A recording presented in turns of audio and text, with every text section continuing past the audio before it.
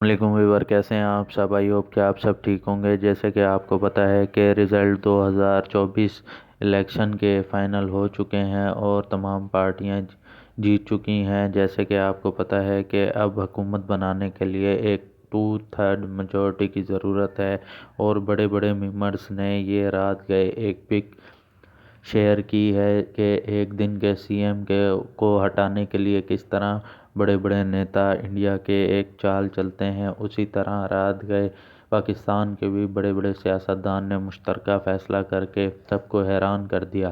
اگر بات کی جائے پیپلز پارٹی کی، تو پیپلز پارٹی نے اس میں اہم کردار ادا کیا ہے۔ جیسے کہ آپ کو پتہ ہے سابق صدر آصف علی زرداری صاحب نے ایک ملکی مفاہمت کے لیے بہت بڑی قربانی دی ہے کہ ان کے صاحبزادے بلاول بھٹو زرداری، جیسے کہ آپ کو پتہ ہے کہ نومینیٹ تھے وزیر اعظم کی، کینڈیڈیٹ تھے وزیر اعظم کی سیٹ کے لیے، انہوں نے اس اپنی ملکی مفاد کے لیے اس کو ترک کر کے ایک مشترکہ پینل بنانے کا فیصلہ کیا اور حکومت بنانے کے لیے میاں صاحبان کا ساتھ دینے کا فیصلہ کیا گیا۔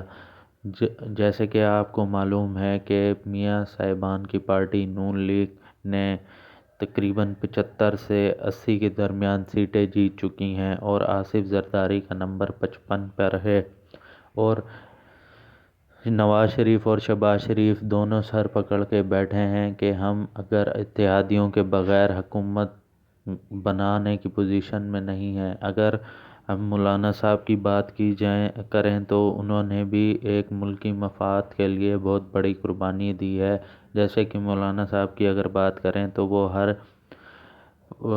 ماضی کی اگر بات کریں تو نون لیگ اور پیپلز پارٹی اور دیگر حکومتوں میں وہ شامل رہے، اور صرف پی ٹی آئی کی حکومت میں وہ شامل نہ رہے، اور انہوں نے ملک کے خاطر کام کیا۔ اور جیسے کہ ہم کاف لیگ کے سربراہ چودھری شجاعت حسین کی بات کریں تو حالیہ پی ڈی ایم میں بھی وہ اتحادی تھے، ان کے صاحبزادے وزیر اور مشیر رہے، اور موجودہ حکومت جو کہ پی ڈی ایم 2 بننے والی ہے اس کا بھی یہ حصہ اور اتحادی رات کو یہ بن چکے ہیں۔ انہوں نے اپنی اتحادی بننے کا اعلان رات گئے کر دیا ہے ایک مشترکہ پریس کانفرنس میں۔ اور اگر ہم علیم خان صاحب کی بات کریں تو وہ ایک تحریک استحکام پارٹی کے سربراہ ہیں، اور انہوں نے مکمل اعتماد نواز شریف پر ظاہر کیا ہے اور اپنی پارٹی کا ووٹ نواز شریف کو دینے کا فیصلہ کیا ہے، اور انہی کی پارٹی کے ساتھ کمبائن حکومت بنانے کا مشترکہ فیصلہ کر کے سب کو حیران کر دیا ہے۔ جیسے کہ آزاد امیدواروں سے بھی علیم خان اور نواز شریف، شہباز شریف، آصف زرداری صاحب تمام رابطے میں ہیں۔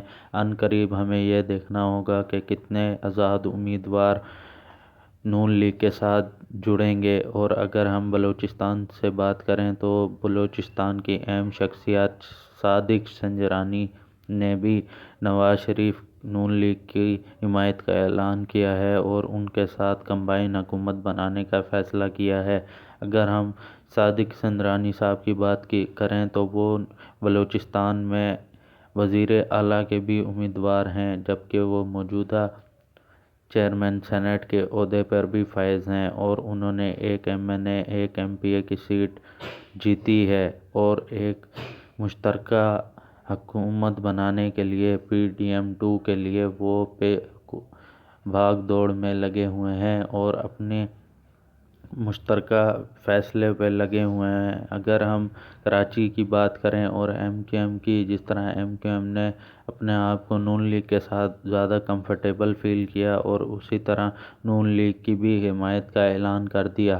اگر ہم تھوڑی سی ماضی کی بات کریں تو بلاول بھٹو زرداری صاحب جس طرح حالیہ الیکشنوں میں اپنے آپ کو وزیر اعظم کا کینڈیڈیٹ کے طور پہ اعلان کرتے اور شہباز شریف، نواز شریف کی مخالفت میں نعرے بازی کرتے رہے، لیکن محض ایک پریس کانفرنس نے کایا ہی پلٹ دی، اور ان باپ بیٹی کو وزیر اعظم بننے سے کوئی نہیں روک سکتا۔